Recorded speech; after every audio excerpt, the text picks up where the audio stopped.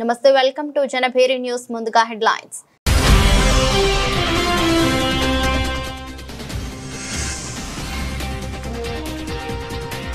నకిలీ మద్యం కేసులో మాజీ మంత్రి జోగి రమేష్ అరెస్ట్. రాజకీయ కక్షతోనే తనను ఇరికించారన్న జోగి రమేష్.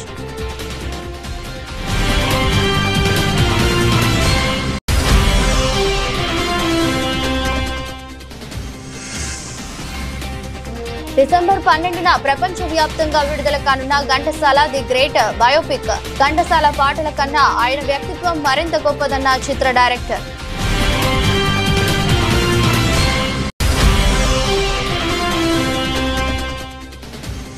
ఎన్టీఆర్ భవన్ లో ఘనంగా ఎర్రన్నాయుడి 13వ వర్ధంతి కార్యక్రమం. ఎర్రన్నాయుడు చిత్రపటానికి పూలమాలలు వేసి ఘనంగా నివాళులర్పించిన ఎంపీ కేశినేని శివనాథ్.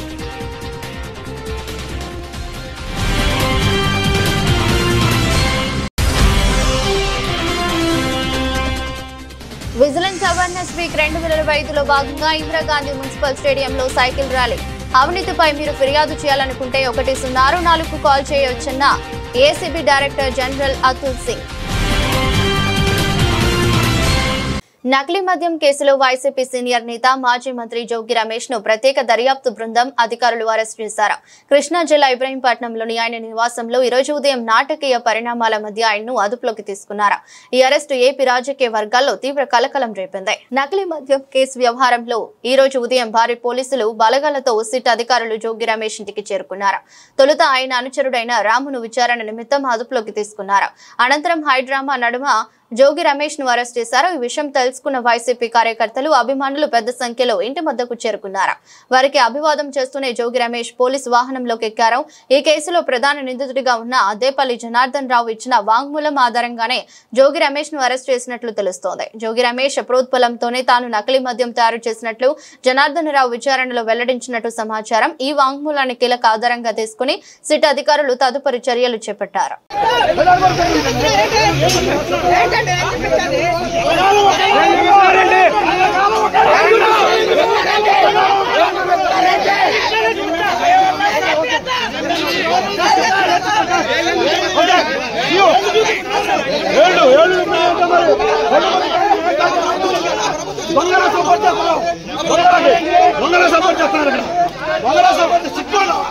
సిగ్గులేని బతుకులు, సిగ్గులేని ఉద్యోగాలు.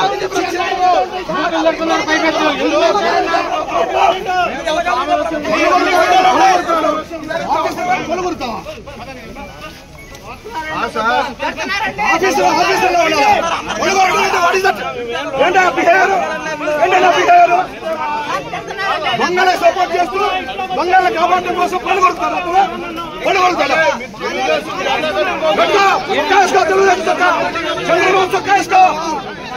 చంద్రబాబు సొక్కేసుకో పుడుతున్నాడు మొత్తం రాష్ట్రం మొత్తం.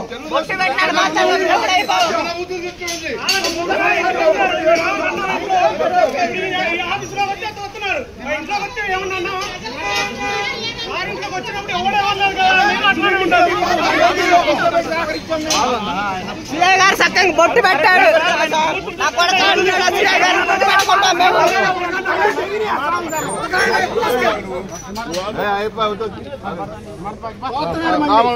మాకు ఉండదండి. జగన్మోహన్ రెడ్డి డిజిటల్ బుక్ పెట్టారు. మాకు సిఐ గారు నా పడకల్లారని పెడుతున్నారు. ఏంటన్నా జెండా కట్టారండి పోలీస్ స్టేషన్ కి, టీడీపీ జెండా.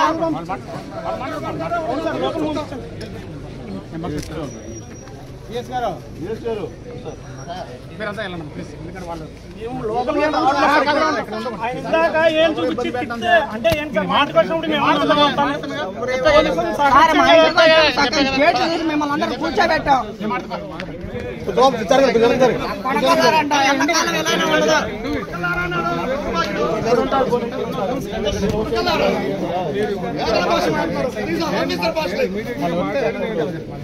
డ్రెస్ వేసుకుని తెలుగుదేశం చొక్కా వేసుకోమనండి, తెలుగుదేశం చొక్కా వేసుకోమనండి.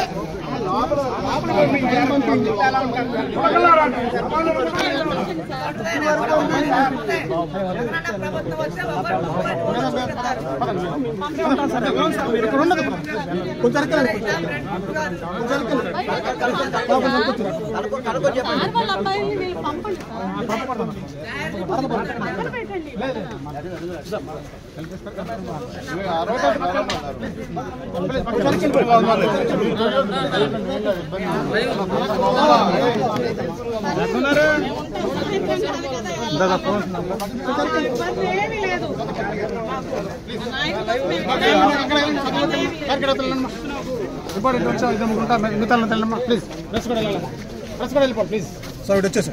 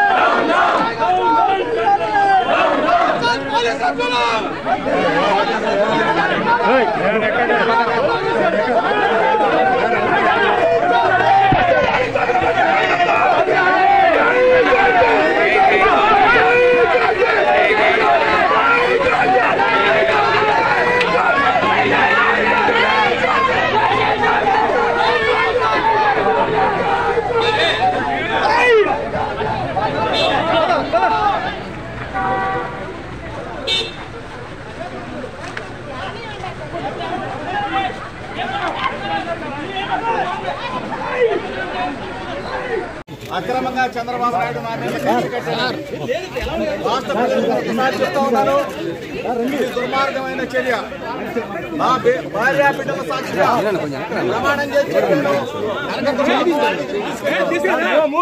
చేశారు.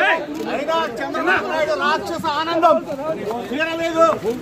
చంద్రబాబు నాయుడు దుర్మార్గానికి ఈ పరాకాష్ట పక్కన కాశీముఖలో తప్పులు చేయడం సమర్థించుకోవడం వైసీపీ డిఎన్ఏలో ఉందని మాజీ ఎమ్మెల్సీ బుద్ధ వెంకన్న వ్యాఖ్యానించారు. నకిలీ మద్యం కేసులో జోగి రమేష్ జైలుకు వెళ్లడం ఖాయమని ఎప్పుడో తెలియదన్నారు. చంద్రబాబు లోకేష్లపై నిందలు మోపడం దుర్మార్గమని, జోగి రమేష్ ఒక బచ్చా, ఆయన గురించి ఆలోచన చేయడం చంద్రబాబుకు అవసరం లేదన్నారు. జనార్దన్ రావు ఇచ్చిన సమాచారంతో జోగి రమేష్ ను అరెస్ట్ చేశారని చెప్పారు. అమ్మవారి గుడికి వెళ్లి దొంగ ప్రమాణం చేశాడని, అందుకే అమ్మవారు వెంటనే ప్రభావం చూపించి అని చెప్పారు. కల్తీ మద్యం కేసులో సూత్రధారులు అందరూ జైలుకు వెళ్లడం ఖాయమని తెలిపారు. ఇవాళ జోగి రమేష్ అరెస్టు పాపం పండినవాడు జైలుకి వెళ్ళక తప్పదు. ఇది జోగి రమేష్ అరెస్టు ప్రభుత్వానికి ఎటువంటి సంబంధం లేదు. ఇది చంద్రబాబు నాయుడు గారు, లోకేష్ బాబు గారు కక్షని ఒక వారం రోజులుగా జోగి రమేష్ అతని స్థాయి పెంచుకోవడానికి చంద్రబాబు గారు, లోకేష్ గారి పేర్లు వాడుతున్నాడు. జోగి రమేష్ అనే వ్యక్తి ఒక బచ్చా. నీలాంటి వాళ్ళ కోసం ఆలోచించే టైము, తీరిక వాళ్ళకి లేదు. ఈ రాష్ట్రాన్ని అభివృద్ధి పదంలో ఎలా నడిపించాలని అహర్నిశలు కష్టపడుతున్న వాళ్ళు చంద్రబాబు గారు, లోకేష్ బాబు గారు. నువ్వు కల్తీ మద్యం కేసులో ఎవరైతే నీ వాటాదారుడు ఉన్నాడో జనార్దన్ రావు ఇచ్చినటువంటి స్టేట్మెంట్ ఆధారంగా సిట్టోళ్ళు ఇచ్చేశారు. ఒక కేసులో ఒక దొంగ దొరికిన తర్వాత ఆ దొంగ ఇంట్రాగేషన్లో ఆ దొంగతనం ఎవరు చేయించారు, ఆ దొంగతనం వెనకతలు ఎవరున్నారు, ఆ దొంగ ఎక్కడమ్మాడు, ఇవన్నీ కూడా ఇంట్రాగేషన్లో బయటపడతాయి. ఆ దొంగతనంతో సంబంధం ఉన్న ప్రతి ఒక్కరిని కూడా పోలీసులు తీసుకెళ్తారు. ఇది చిన్న పిల్లవాడిని అడిగినా చెప్తారు. ఈ దొంగతనంలో, ఈ కల్తీ మద్యం కేసులో జోగి రమేష్ పాత్ర ఉందని జనార్దన్ రావు చెబితేనే సిట్టు కానీ పోలీస్ శాఖ కానీ దీని మీద దృష్టి పెట్టింది. అంతకుముందు జోగి రమేష్ మీద ఏమైనా దృష్టి పెట్టిందా ప్రభుత్వం? ఈ కేసులో నీకు దొంగ దొరికాడు, ఈ దొంగతనం మాతో చేపించింది జోగి రమేష్ అని చెప్పాడు. ఇప్పుడు జోగి రమేష్ని తీసుకెళ్లారు. జోగి రమేష్ వెళ్తే చెప్తే ఏం చెప్తాడు? రేపో మాపో ఇంకొక దొంగ ఉన్నాడు జగన్మోహన్ రెడ్డి, ఆయన చేపించాడు అంటాడు. ఇది జరిగేది ఇదంతా ఇంట్రాగేషన్లో ఒక ప్రక్రియ. ఆ ప్రక్రియలో జనార్దన్ రావు జోగి రమేష్ పేరు చెప్పాడు, జోగి రమేష్ ఇంకా వాళ్ళ బాస్ పేరు కూడా చెప్తాడు. అంతేగాని ఇది చంద్రబాబు గారు, లోకేష్ బాబు గారు నా మీద కక్ష సాధించడానికి చేస్తున్నారు. ఏంటి నీ మీద కక్ష సాధించడం? చెప్పు. నువ్వే పాటోడివి. చంద్రబాబు గారు, లోకేష్ బాబు గారు నీ గురించి ఆలోచించే ఆ తీరిక వాళ్ళకుందా? ఈ రాష్ట్ర అభివృద్ధి మీద వాళ్ళు దృష్టి పెడితే ప్రతిదానికి చంద్రబాబు గారు అంటే ఏంటి? నిన్నగాక మనం 3 రోజుల క్రితం అమ్మవారి గుడికి వెళ్ళాడు. అమ్మవారి గుడికి వెళ్ళి దొంగ ప్రమాణం చేశాడు. ఎమ్మన్నా అమ్మవారు చూపించింది. జోగి రమేష్, నువ్వు ఎప్పుడైతే అమ్మవారి గుడి దగ్గరికి వెళ్ళి దొంగ ప్రమాణం చేసావో అందుకే ఎవరినన్నా ఏమంటారు? దేవుడి దగ్గరికి వచ్చి ప్రమాణం చేయంటారు. నువ్వు దేవుడి దగ్గరికి వచ్చి ఏం చేసావు? దొంగ ప్రమాణం చేసావు. దొంగ ప్రమాణం చేయగానే వెంటనే అమ్మవారు చూపించింది నీకు. ఘంటసాల వెంకటేశ్వరరావు పాటల కన్నా ఆయన వ్యక్తిత్వం మరింత గొప్పదని ఘంటసాల ద గ్రేట్ బయోపిక్ చిత్ర డైరెక్టర్ రామారావు అన్నారు. ప్రపంచ చరిత్రలో పూర్తి నిడివిగల గాయకుడి బయోపిక్ ను ఇంతవరకు ఎవరూ తేలేదని, ఆ అదృష్టం తనకు మాత్రమే దక్కిందని చెప్పారు. Ghantasala the great movie December 12వ తేదీన ప్రపంచ వ్యాప్తంగా రిలీజ్ అవుతుందని ప్రేక్షకులందరూ ఆదరించాలని కోరారు. ప్రసిద్ధ గాయకులు ఘంటసాల వెంకటేశ్వరరావు జీవిత చరిత్ర ఆధారంగా రూపొందిన Ghantasala the great biopic December 12న ప్రపంచ వ్యాప్తంగా విడుదల కానుందని చిత్ర నిర్మాత డైరెక్టర్ రామారావు తెలిపారు. ఈ సందర్భంగా ట్రెండ్ సెట్ మాల్ లో ప్రివ్యూ షోను వేశారు. అనంతరం రామారావు మాట్లాడుతూ ఘంటసాల పేరు వినగానే చిరస్మరణీయమైన గీతాలు గుర్తుకు వస్తాయని, అయితే ఆయన వ్యక్తిత్వంలో ఉన్న గొప్పతనం, కష్ట సాధన గురించి నేటి తరానికి పెద్దగా తెలియదని రామారావు అన్నారు. ఈ బయోపిక్ ద్వారా ఆ విషయాన్ని అందరికీ పరిచయం చేయాలని భావించి ఎంతో శ్రద్ధతో సినిమా రూపొందించామని చెప్పారు. చిత్ర నిర్మాణ సమయంలో కొన్ని న్యాయపరమైన సమస్యలు ఎదురైనప్పటికీ అవన్నీ పరిష్కరించుకుని ప్రేక్షకుల ముందుకు తీసుకురావడం పట్ల ఆయన సంతోషం వ్యక్తం చేశారు. అనేక కళా సాంస్కృతిక సంస్థ ఈ తరపున శ్రీ సిహెచ్ రామారావు గారికి మేము స్వాగతం చెప్తూ ఈ Ghantasala the great biopic cinema ఆయన అద్భుతంగా నిర్మించినటువంటి సందర్భంగా మన విజయవాడలో ఈ ట్రెండ్ సెట్లో ఈ యొక్క సినిమాను ప్రదర్శిస్తున్న సందర్భంగా వారిని ఆహ్వానిస్తూ ఆంధ్రుల అమరగాయకులే కాకుండా అంతర్జాతీయ స్థాయిలో, ప్రపంచ స్థాయిలో ఘంటసాల గారి యొక్క తెలుగువారి కీర్తి ప్రత్యేకను ఎగరవేసినటువంటి మహనీయుని యొక్క జీవిత చరిత్రను అద్భుతంగా తీశారు శ్రీ సిహెచ్ రామారావు గారు. వారు మాట్లాడతారు. వారికి స్వాగతం చెప్తున్నాం, వారిని అభినందిస్తున్నాం. అందరికీ నమస్కారం. ముఖ్యంగా పాత్రికేయులందరికీ నా అభినందనలు. నా పేరు CH Ramarao. Ghantasala the great అనే బయోపిక్కి నిర్మాత, దర్శకుణ్ణి. ఘంటసాల అంటే ముందు మనకు గుర్తొచ్చేది పాట. ఆ పాట ఎంత గొప్పదో అందరికీ తెలుసు. కానీ ఆయన వ్యక్తిత్వం అంతకంటే గొప్పదనే విషయం చాలా కొద్ది మందికే తెలుసు. అది అందరికీ తెలియని ఉద్దేశంతో పాట నెమ్మదిగా అంతరిస్తున్న ఈ దశలో అది శాశ్వతం చేయాలని, ఆ కాలంలో ఒక అమర గాయకుడు నివసించేవాడు, పాడేవాడనే విషయాన్ని వచ్చే 100 సంవత్సరాలకు కూడా తెలియ ఉద్దేశంతో ఈ చిత్ర నిర్మాణం జరిగింది. చాలా ఘంటసాల గారు మొదటి పాట పాడడానికి ఎంత కష్టపడ్డాడో అంతకంటే కష్టపడి ఈ సినిమా తీయడం జరిగింది. కొన్ని న్యాయపరమైన చిక్కుల వల్ల ఈ సినిమా విడుదలకు ఆలస్యమైనది. అవన్నీ తొలగిపోయాయి. ఈ సినిమాని డిసెంబర్ 12వ తారీఖుని ప్రపంచవ్యాప్తంగా విడుదల చేయడానికి సిద్ధపడ్డామనే విషయాన్ని ఈ పాత్రికేయుల ముఖంగా తెలియజేయడానికి ఆనందిస్తున్నాను.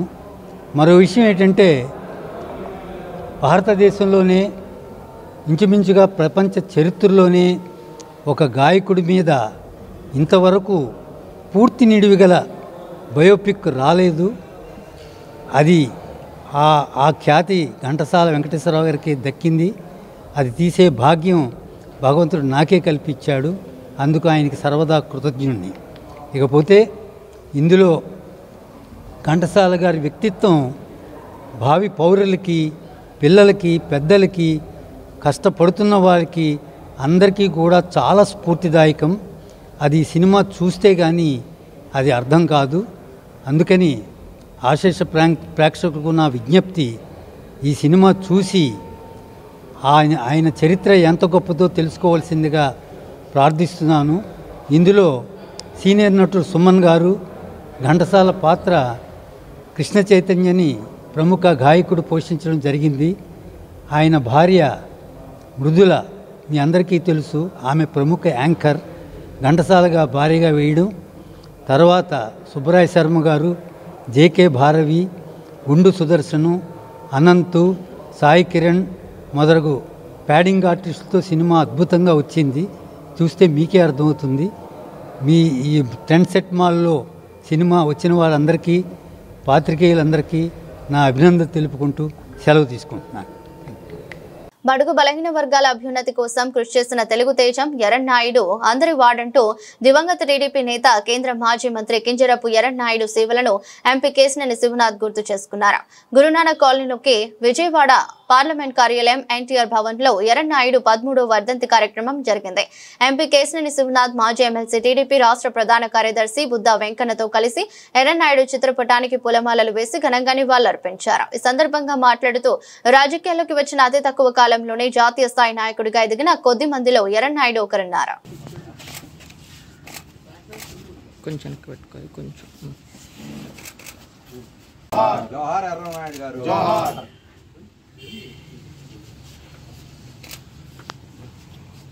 మన సమాజ అభివృద్ధికి అవినీతి అవరోధంగా ఉందని, దాన్ని పారదోలాల్సిన అవసరం ఉందని ACB director general Atul Singh తెలిపారు. ఏదైనా అవినీతిపై మీరు ఫిర్యాదు చేయాలనుకుంటే 1064కు కాల్ చేయవచ్చన్నారు. విజిలెన్స్ అవేర్నెస్ వీక్ 2025లో భాగంగా ఇందిరాగాంధీ మున్సిపల్ స్టేడియంలో సైకిల్ ర్యాలీని ప్రారంభించారు.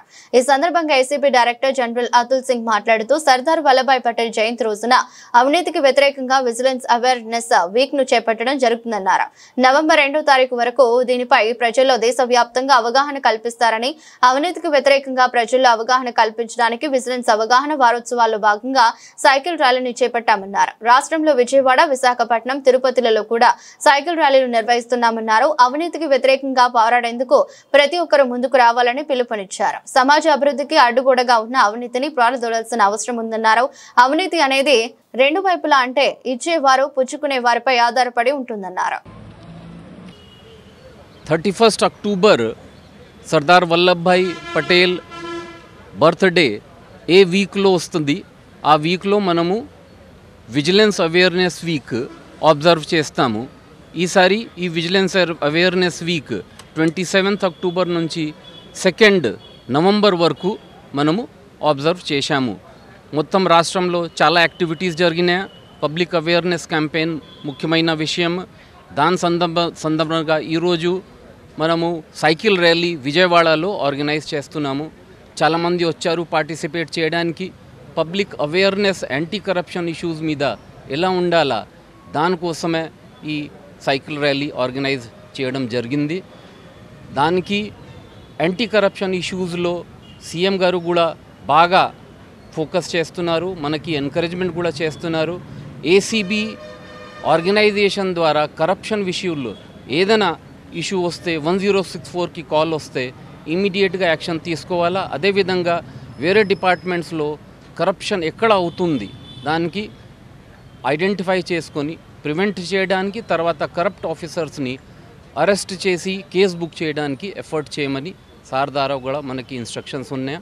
అదే దాంట్లో we're following it up and activities మనం కంటిన్యూ చేసుకుంటాం. Thank you. మతాన్ని రాజకీయాల కోసం వాడుకోవటంలో చంద్రబాబు నిష్ణాతుడని మాజీ ఎమ్మెల్యే టీజేఆర్ సుధాకర్ బాబు ఆరోపించారు. ఆలయాల్లో దుర్ఘటనలు జరుగుతుంటే పవన్ కళ్యాణ్ ఏం చేస్తున్నారని ప్రశ్నించారు. కాశీబుగ్గ ప్రమాదం, తుఫాను వైఫల్యాలను కప్పిపుచ్చటానికే మాజీ మంత్రి జోగి రమేష్ అరెస్ట్ అని తెలిపారు. టీడీపీ నేతల ఆధ్వర్యంలోనే నకిలీ మద్యం తయారని చెప్పుకొచ్చారు. కాశీబుగ్గ ప్రమాద మృతులకు ₹1 కోటి చొప్పున పరిహారం అందించాలని డిమాండ్ చేశారు. వేల మంది భక్తులు ఆలయానికి వస్తుంటే పోలీసులు, ఇంటెలిజెన్స్ వ్యవస్థ ఏం చేస్తుందని ప్రశ్నించారు. మైలవరం వైఎస్ఆర్ కాంగ్రెస్ పార్టీ ఇన్ఛార్జ్ గారు, సీనియర్ పొలిటీషియన్, స్వయం కృషితో ఎదిగిన జోగి రమేష్ గారిని అక్రమంగా తెలుగుదేశం పార్టీ ప్రభుత్వం చంద్రబాబు నాయుడు నాయకత్వంలో అక్రమంగా అరెస్ట్ చేశారు. కారణం ఈ మధ్య బయటపడిన నకిలీ మద్యం తయారీ. రాష్ట్రంలో అనేక ప్రాంతాలలో తెలుగుదేశం పార్టీ ప్రభుత్వ హయాంలో నకిలీ మద్యం తయారవుతుంది అనేది బయటపడిపోయింది.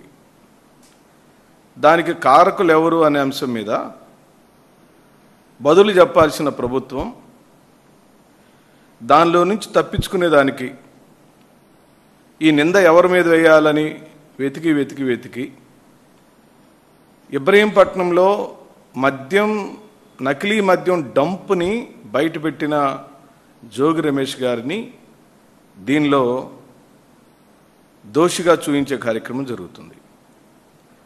ఇది పూర్తిగా కక్ష సాధింపు రాజకీయాలకు పరాకాష్ట. నకిలీ మద్యం షాపుల్లోకి వచ్చింది అని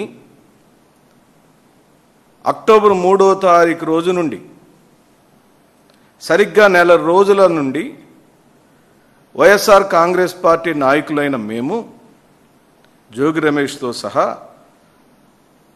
ఆ నకిలీ మద్యం తయారీ కేంద్రం ఓనర్ ఎవరు అని అడిగాం. ఈ రోజు వరకు బదులు చెప్పలేకపోయింది ప్రభుత్వం. ఒక్క తంబళ్లపల్లి కేంద్రంగానే తయారవుతుందా? ఒక తంబళ్లపల్లేనా? కాదు, అమలాపురంలో తయారవుతుంది, అనకాపల్లిలో తయారవుతుంది, ఏలూరులో తయారవుతుంది. అనకాపల్లి అయితే స్వయంగా రాము అనే అతను ఈ రాష్ట్ర స్పీకర్ గారికి అత్యంత సన్నిహితుడు. ఇవన్నీ కూడా బయటపడినటువంటి నకిలీ మద్యం తయారీ కేంద్రాలు. ఈ రాష్ట్రంలోని ప్రజలు, ఆ రోజు మద్యాన్ని సేవించే పేదవాళ్ళు, అది నకిలీదో మంచిదో కాక తెలియకుండా ప్రతి 3 బాటిళ్లలో ఒక బాటిల్ నకిలీ వచ్చేసింది ఆల్రెడీ మార్కెట్లోకి. జగన్ గారి హయాంలో కేవలం మద్యం దుకాణాలు ప్రభుత్వం నడిపితే ఎక్కడ కూడా బెల్ట్ షాపులకు ఆస్కారం లేకుండా తన అధికారంలోకి వచ్చిన మొదటి 6 నెలల్లోని బెల్ట్ షాపులని ఉక్కుపాదంతో అణిచివేస్తే ఈ రోజున బెల్ట్ షాపులన్నిటినీ పోటీలు పడి, అసెంబ్లీలలో అయితే ఘోరంగా ఎమ్మెల్యేలు పోటీలు పడి పంచుకొని కుటీర పరిశ్రమలలాగా నకిలీ మద్యం కేంద్రాలను తయారు చేసి అసలేంటో నకిలీ ఏంటో తెలియనంతగా రాష్ట్రంలోకి నకిలీ మద్యాన్ని తీసుకొచ్చి ప్రజల యొక్క మరణాలకు కారణమవుతున్న ఈ దుర్మార్గపు ప్రభుత్వం ఇప్పుడు ఒక బీసీ నాయకుడిని అన్యాయంగా ఇరికిచ్చే కార్యక్రమమే ఈరోజు. మేము డైవర్షన్ బాబు, చిన్నబాబు, పెద్దబాబు, పెంచుకుంటున్న బాబు అని మేము ఎందుకు అంటున్నామంటే వీళ్ళకి అసలు సిగ్గు అనేది ఉందా? దేవాలయాల్లో కేవలం 2025 సంవత్సరంలోనే 3 ప్రమాదాలు జరిగితే, స్వయాన తిరుమల తిరుపతి దేవస్థానంలో చనిపోతే, ఈ రోజున సింహాచలంలో శ్రీకాకుళం జిల్లా కాశీబొగ్గులోని వెంకటేశ్వర స్వామి దేవాలయంలో 9 మంది అన్యాయంగా చనిపోతే, అమాయకంగా చనిపోతే, దాని నుంచి కప్పిపుచ్చుకునేదానికి సడన్గా ట్విస్ట్ ఇచ్చారు. నెల రోజుల తర్వాత జోగి రమేష్ గారిని అరెస్ట్ చేశారట. ఈ నెల రోజులు ఏం చేశారని అడుగుతుంది వైఎస్ఆర్ కాంగ్రెస్ పార్టీ. నేటి సమాజంలో ఆడపిల్లలు మార్షల్ ఆర్ట్స్ తప్పనిసరిగా నేర్చుకోవాలని కోయకు కరాటే అకాడమీ నిర్వాహకులు రమేష్ తెలిపారు. జిల్లా స్థాయి జరిగిన పోటీలకు స్కూల్ విద్యార్థులు పెద్ద ఎత్తున తరలివచ్చి కరాటే పోటీలలో వారి ప్రాముఖ్యతను చాటుకున్నారు. ఉత్తమ ప్రాముఖ్యతను కనపరిచిన క్రీడాకారులకు బహుమతులను అందించడం జరిగిందని చెప్పారు. కోయకు కరాటే స్పోర్ట్స్ అకాడమీ ఆధ్వర్యంలో సింగినగర్ కరాటే అకాడమీలో నిర్వహించిన జిల్లా స్థాయి open to all style martial arts karate kung fu championship tournament ముగిసింది. జిల్లా స్థాయి martial arts karate and kung fu championship tournament ను ప్రముఖ విద్యా సంస్థల అధిపతులు ప్రారంభించారు. ఈ సందర్భంగా మాట్లాడుతూ పాఠశాల స్థాయి నుండి విద్యార్థులకు కరాటే శిక్షణ ఇవ్వడం గర్వకారణమన్నారు. రాష్ట్రంలోని వివిధ జిల్లాల నుంచి క్రీడాకారులు దాదాపు 100 మంది పాల్గొన్నారు. ప్రస్తుత సమాజంలో మహిళలకు కరాటే ఎంతో అవసరమని పేర్కొన్నారు. ఈరోజు కోయోకి కరాటే అకాడమీ ఆధ్వర్యంలో ఇంటర్ ఇంటర్ డిస్టిక్ జిల్లా స్థాయి పోటీలు కరాటే పోటీ నిర్వహించడం జరిగింది. ఈ పోటీలకి విచ్చేసిన ముఖ్య అతిథులైన ఆదిత్య కాలేజీ మేడం గారు, అదేవిధంగా శ్రీ విద్యా కాలేజీ ప్రిన్సిపల్ గారు, అదేవిధంగా మానస ఇంగ్లీష్ మీడియం జయప్రకాష్ గారు విచ్చేయడం జరిగింది. అదేవిధంగా దీనికి ముఖ్య అతిథులకు విచ్చేసి నా ఎన్నంటూ నాకు సహకరించిన మురళీ గారు, అదేవిధంగా ఎస్ దుర్గారావు గారు, కన్నా గారు, బద్రీనాథ్ కూడా నా మనస్ఫూర్తి ధన్యవాదాలు తెలియజేసుకుంటున్నాను. అదేవిధంగా ఈ యొక్క కార్యక్రమానికి విచ్చి పార్టిసిపేట్ చేసి ప్రతి ఒక్క స్టూడెంట్స్కి నా బ్లెస్సింగ్స్ అందజేస్తున్నాను. అదేవిధంగా ఈ యొక్క కార్యక్రమంలో పార్టిసిపేట్ చేయడం కాకుండా మెడల్ సాధించిన విద్యార్థులకు కూడా నేను నా బ్లెస్సింగ్ అందజేస్తున్నాను. ఎంతో కష్టపడి బాగా చేయగలిగిన విద్యార్థులు కూడా బాగా చేయలేక డీలా పడతా అవన్నీ మీరు అవన్నీ మనసులో అది ఎలా అంటే స్టేజ్ ఫియర్ వల్ల కొంతమంది చేయలేకపోయారు. వారికి కూడా నా ఆశీస్సులు రాను ఇంకా వారు స్టేట్లో అలా విధంగా నేషనల్లో పోటీ చేస్తారని కోరుకుంటున్నాను.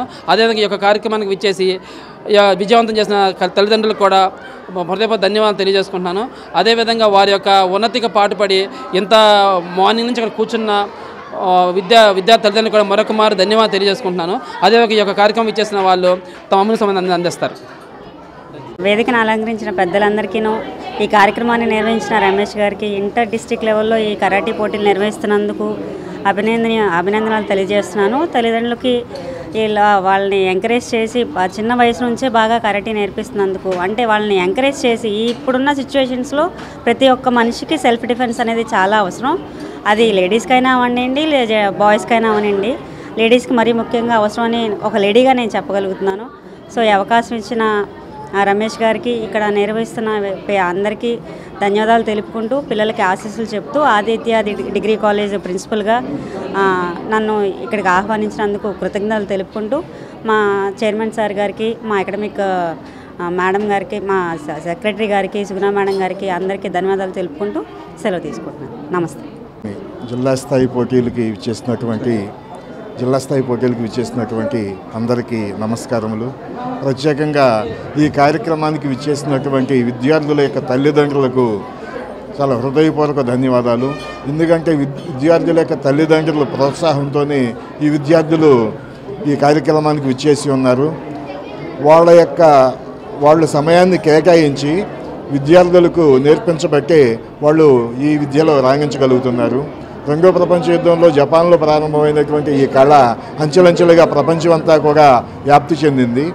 ఈ కళ మానసికంగా దృఢంగా ఉండటానికి, మెంటల్ ఎబిలిటీకి, హార్మోనల్ ఇంబ్యాలెన్స్కి ఈ కళ చాలా ఉపయుక్తంగా ఉంటుంది. రెండవది ఆత్మస్థైర్యాన్ని పెంపొందించడంలో ఎలాంటి సందేహం లేదు. కాబట్టి ఈ విద్యార్థుల తల్లిదండ్రులు వాళ్ళ పిల్లల్ని ఇందులో నుంచి మాన్పించకుండా పూర్తిగా అన్ని బయటలు సాధించే వరకు కొనసాగిస్తారని ఆశిస్తూ ముగిస్తున్నాను. వార్తలు ముగించే ముందు మరోసారి హెడ్లైన్స్.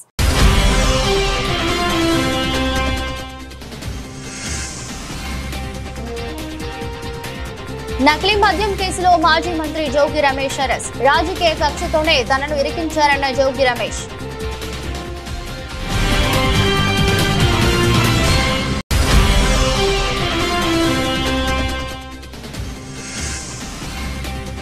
డిసెంబర్ 12న ప్రపంచవ్యాప్తంగా విడుదల కానున్న Ghantasala the great biopic. Ghantasala పాటల కన్నా ఆయన వ్యక్తిత్వం మరింత గొప్పదన్న చిత్ర డైరెక్టర్.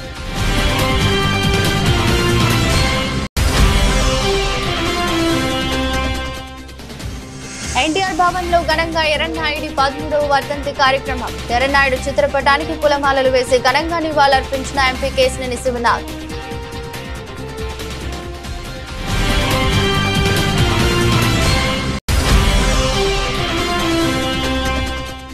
విజిలెన్స్ అవేర్నెస్ వీక్ 2025లో భాగంగా ఇందిరాగాంధీ మున్సిపల్ స్టేడియంలో సైకిల్ ర్యాలీ.